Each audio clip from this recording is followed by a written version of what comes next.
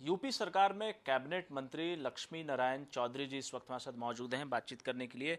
Sir, गाय को लेकर अब मांग उठ रही है कि राष्ट्रीय पशु घोषित की जाए। हालांकि न्यायालय ने भी कह दिया है और तमाम जो बड़े धार्मिक नेता हैं वो भी ये कह रहे हैं कि बहुत जल्दी ये होना चाहिए। क्योंकि आप मंत्री भी हैं, किस तरह से देखते हैं, क्या तैयारी आप लोग करेंगे?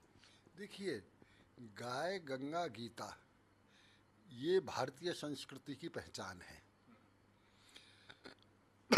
ऐसे ऐसी पार्टी जब यहाँ 67 में केंद्र में कांग्रेस पार्टी थी, उस समय भी यहाँ एक बृहद आंदोलन संतों ने किया था कि गाय की रक्षा की जाए और गाय को राष्ट्रीय पशु घोषित किया जाए। उस समय उन पे यहाँ गोलियां भी बरसाई गई और गौरक्षक सैकड़ों गौरक्षक मारे भी गए, घायल भी हुए।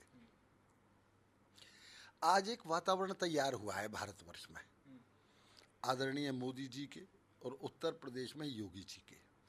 देखिए, ये बात हम इतिहास में तो सुना करते थे, एक भारतवर्ष के राजा फला गौ पूजा करते थे, भगवान कृष्ण गौचारण करते थे, लेकिन ऐसा उदाहरण एक भी नहीं था जैसा आदरणीय योगी जी ने प्रस्तुत किया, क्योंकि वो स्वयं गोरक्ष पीठाधीश्वर हैं।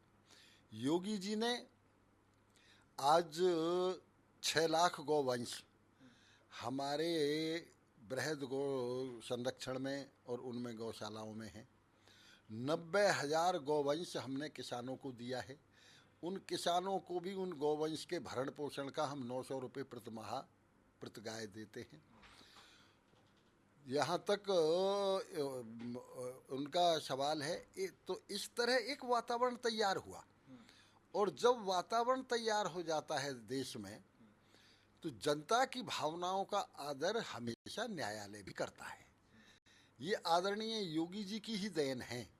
एक उन्होंने उत्तर प्रदेश में गौवंश के सुरक्षा के लिए, गौवंश पालन के लिए जो इस तरह से उन्होंने सैकड़ों करोड़ रुपए का बजट, हजारों करोड़ रुपया आज तक योगी जी के नेतृत्व में हम 4 सालों में खर्च कर चुके हैं, गौशाला बनवाने में, गौवंश के पालन पोषण में।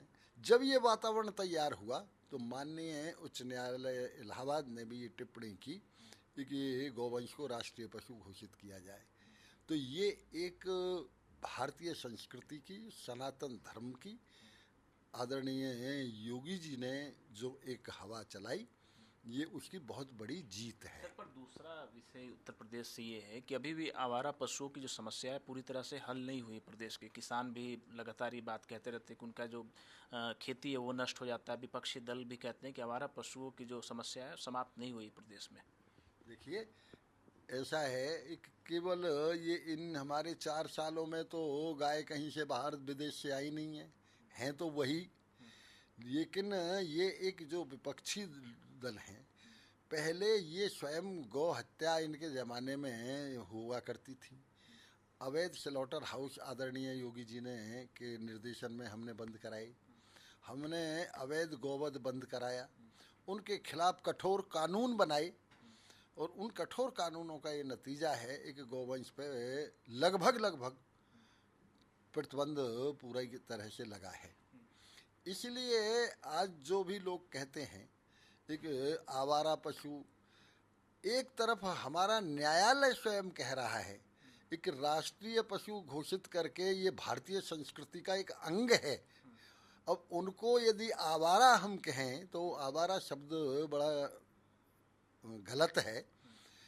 गौवंश का की पूरी तरह से संरक्षा सुरक्षा सब की जा रही है, और जो भी यदि कुछ और बाकी रह गए हैं उन गौवंशों का भी एक समाज में वातावरण तैयार हुआ है। समाज के लोग भी गौवंश की सुरक्षा कर रहे हैं, वो स्वयं भी पालन पोषण कर रहे हैं। अब ये भी किसान जानने लगा है एक गौवंश, केवल एक गौवंश से कम 2 और 3 एकड़ की खेती आराम से हो जाती है, गौमूत्र से भी, खाद से भी। और अब वाइबल भी हो रहा है गौपालन, उसके दूध से, घी से, और इसके अलावा गोबर से जो कंडे बन रहे हैं गौमूत्र भी शुद्धिकरण करके दिया जा रहा है, इसलिए अब कोई ऐसी समस्या नहीं है। एक दूसरा विषय सर किसान से रिलेटेड है, चूंकि आप वेस्टर्न यूपी से भी आते हैं, तो ऐसे में किसान गोलबंद हो रहे हैं, एक बड़ा सम्मेलन करने की भी तैयारी है 5 तारीख को। तो जो नाराजगी है किसानों के बीच में, क्या आपको लगता है विधानसभा चुनाव में भी आप लोगों को उस नाराजगी को झेलना पड़ेगा, कुछ नुकसान आप लोगों को होगा? देखिए, उत्तर प्रदेश में 74% किसान ऐसा है जिस पे 1 हेक्टेयर से कम जमीन है, और 92% किसान ऐसा है जिस पे यहाँ 2 हेक्टेयर से कम जमीन है। क्या उत्तर प्रदेश में जब 94% किसान है, कुल मिला के कुल जनसंख्या का 70% किसान है उत्तर प्रदेश में, यदि 70% हम किसान लगाएं तो कम से कम 19 करोड़ किसान, 18 करोड़ किसान बैठता है। उस 18 करोड़ में यहाँ कितने किसान बैठे हैं? ये एक पूरी तरह से राजनीतिक आंदोलन है। वो 5 तारीख को अपनी बैठक कर रहे होंगे, हम 5 तारीख को पूरे उत्तर प्रदेश में प्रबुद्ध जनों का सम्मेलन कर रहे हैं प्रत्येक जिले में। तो मैं तो इतना ही कहता हूँ कि हर चुनाव नज़दीक हैं, हर पार्टी अपने अपने आंदोलन के स्वरूप तय करती है, तो वो इसलिए हो सकता है कि 5 तारीख को वो भी अपनी बैठक कर रहे होंगे।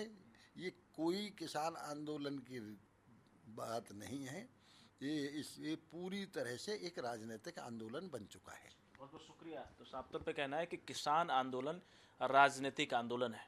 कैमरामैन राहुल के साथ रवि सर्राफ, भारत समाचार, दिल्ली।